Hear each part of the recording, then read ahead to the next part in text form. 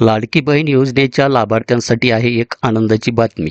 ज्या महिलांचे मागील 3 महिन्यांचे हप्ते रखडलेले होते, त्यांच्या खात्यात आता थेट 4,500 रुपये जमा होण्याची शक्यता आहे.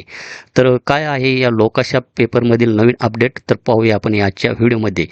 तर लाडक्या बहिणींसाठी खुशखबर.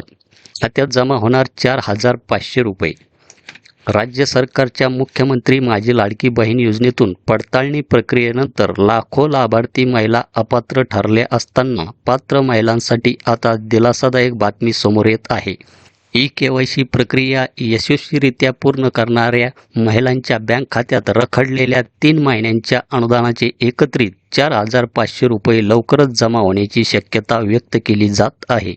शासन स्तरावरून याबाबत हालचाली सुरू असून अधिकृत निर्णयाची प्रतीक्षा आहे.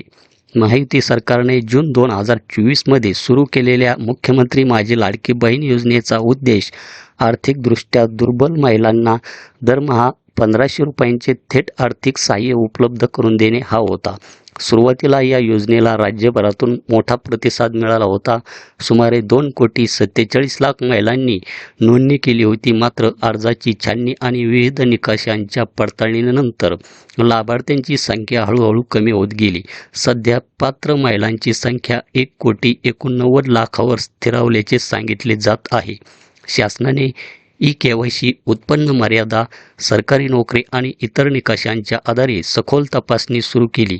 या प्रक्रियेदरम्यान अनेक धक्कादायक बाबी उघड झाल्या. काही महिलांची चुकीची माहिती देऊन लाभ घेतल्याचे निदर्शनास आले, तर काही प्रकरणांमध्ये सरकारी सेवेत असतानाही स्वतःला अपात्र निकषाबाहेर दाखवून अनुदान मिळवल्याचे समोर आले.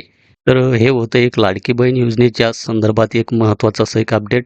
तर अशाच प्रकारच्या नवीन अपडेटसाठी आपल्या चॅनलला आणि फेसबुक पेजला सबस्क्राईब करून ठेवा आणि एक लाईक, कमेंट आणि इतरांना शेअर करा. धन्यवाद.